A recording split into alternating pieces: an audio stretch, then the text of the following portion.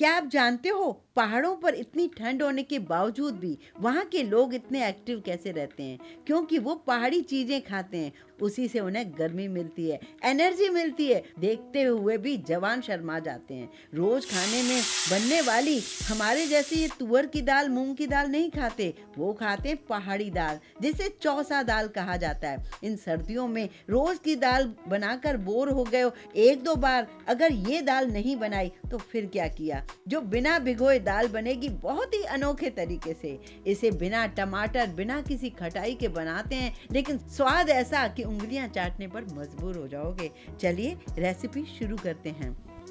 सबसे पहले हम ये देखने वाले हैं कि इसके लिए हमें दाल कौन सी लगेगी।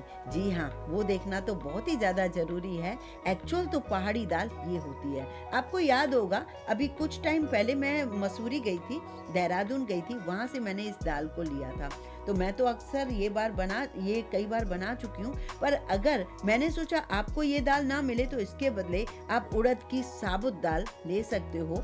लेकिन आज मैं आपको साबुत भी नहीं, अगर साबुत भी आपको लगता है नहीं है, तो आप ये छिली हुई तो नहीं, टूटी हुई जो काली दाल होती है उड़द की, उससे भी बना सकते हो। चॉइस आपकी है, साबुत से बनाओ या टूटी हुई से बनाओ, या फिर आपको पहाड़ी दाल मिल जाए तो उससे बनाओ। चॉइस आपकी है, सारी आपको ऑनलाइन भी मिल जाएंगी, आपकी चॉइस है। मैं आज क्या कर रही हूँ, जैसे टूटी हुई दाल में थोड़ी उड़द की दाल साबुत भी मिला रही हूँ, जिससे आपको ये आसानी हो जाए समझने में कि हम जो भी दाल बनाएंगे ये तो परफेक्ट बननी ही बननी है। इस दाल को आपको करना क्या है, पहले थोड़ा छान लीजिए और उसके बाद इसे धो लीजिए। धोने के बाद थोड़ा सा पोंछ लीजिए। अब यहाँ पर लीजिए लोहे का तवा, जो कि हम रोटी बनाने के लिए लेते हैं। उसके ऊपर डाल दीजिए थोड़ा सा सरसों का तेल और इसे थोड़ा गर्म होने दीजिए।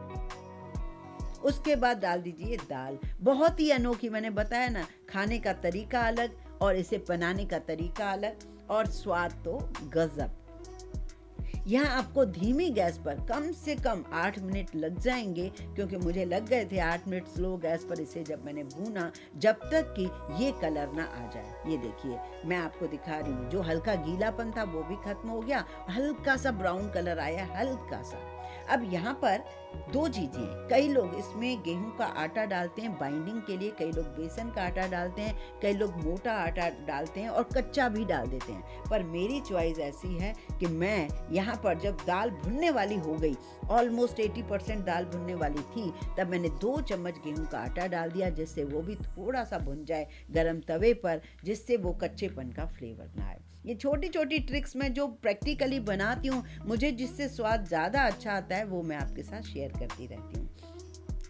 आपको यकीन ही नहीं होगा, जितने वीडियो मैं आपके साथ बनाती हूँ उससे भी कहीं काम ज़्यादा मैं घर पर यूँ करके देखती हूँ। पुराने ज़माने में इस दाल और आटे को भूनने के बाद इसे दरा जाता था, मतलब सिलबट्टे पर या उखली में कूटा जाता था। लेकिन अभी सबके यहाँ मिक्सी है, तो आप मिक्सी में ना कोर्सली इसे ग्राइंड कर लीजिए। ठीक है, अब हम आगे बढ़ते हैं इसका खास मसाला बनाने के लिए। इसका मसाले में टमाटर प्याज नहीं डलता है, लेकिन क्या डलता है वो मैं आपको बताती हूँ।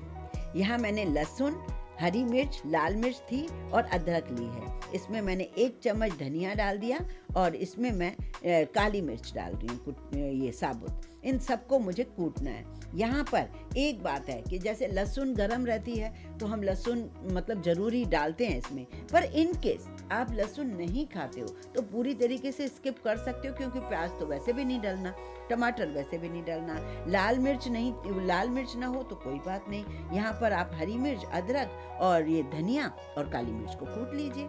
मैंने सब चीज़ों को कूट लिया है और इस तरीके से इसका दरदरा एक मसाला सा तैयार कर लिया है। देखा आपने कितना बढ़िया है ना।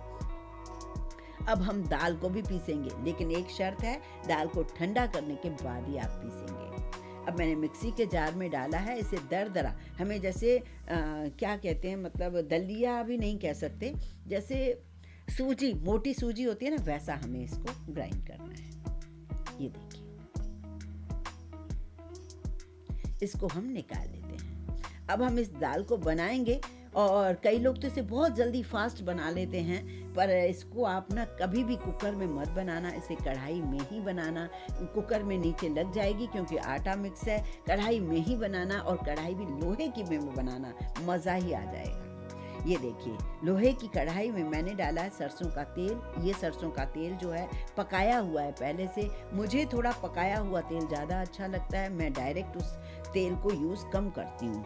तो यहाँ पर मैंने डाल दिया जीरा और थोड़ा सा हींग, बस और कुछ नहीं डालना है। जैसे ही इस ऑयल के अंदर ये जीरा तड़कने लगे तब आप डाल दीजिए पूरा मसाला। मसाले की क्वांटिटी देखिए काफ़ी अच्छी खासी है, करीब करीब एक बड़ा सर्विंग स्पून भरा हुआ है।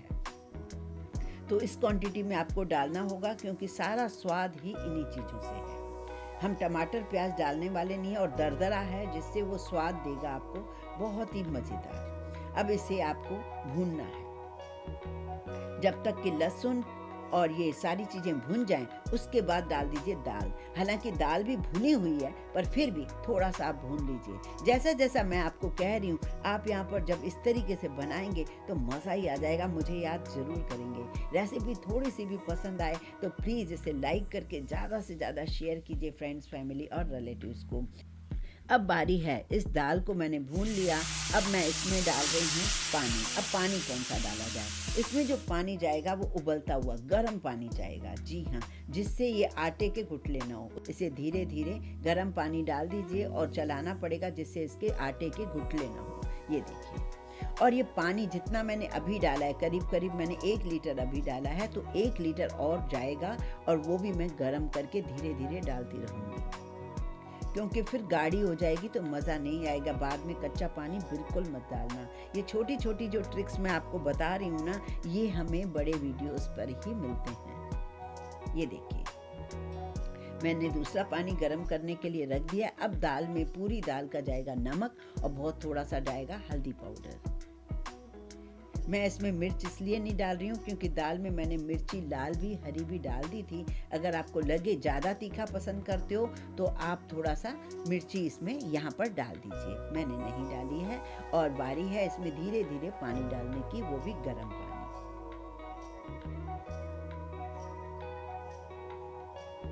अब आप इसे उबालने दीजिए। जब इसका उबाला शुरू होगा तब तक हमें चलाना है क्योंकि आटा भी है इसमें और दाल पिसी हुई है। जैसे ही उबलना शुरू होगा तो नीचे से बिल्कुल नहीं लगेगी और आयरन का हमें जो भरपूर स्वाद मिलेगा इससे, तो वो बात ही कुछ और है। सरसों का तेल, आयरन, कढ़ाई का और ये सारी दाल, ये मसाले गजब का स्वाद देंगे। ये देखिए, ऑलमोस्ट मैंने दूसरा लीटर पानी भी इसके अंदर डाल दिया। अब जब ये उबल रही है तो इसको कम से कम 10 से 12 मिनट तक उबलना है। बीच में लगे तो आप एक बार और पानी डालना। अब सिम कर दो, बस ये उबलती रहे उबलती रहे उबलती रहे। इसको सादी रोटी के साथ भी खाओगे, तंदूरी रोटी के साथ भी खाओगे तो मज़ा ही आ जाएगा। अभी हाल में मैंने आपको तंदूरी रोटी बनाकर दिखाई थी, शायद किसी एक सब्जी के साथ, मुझे याद नहीं आ रहा। बहुत ही अमेजिंग, बहुत ही मज़े की बनती है। बस तवे को उल्टा करना होता है, छोटी सी ट्रिक के साथ बहुत ही मज़ेदार बनता है। वैसे तो इस दाल में कई लोग तड़का भी नहीं लगाते हैं, पर मैं तड़का नहीं लगाऊं तो मुझे मज़ा नहीं आता है। तो मैंने यहाँ पर कश्मीरी लाल मिर्च और सूखी साबुत लाल मिर्च का घी का तड़का लगा दिया है।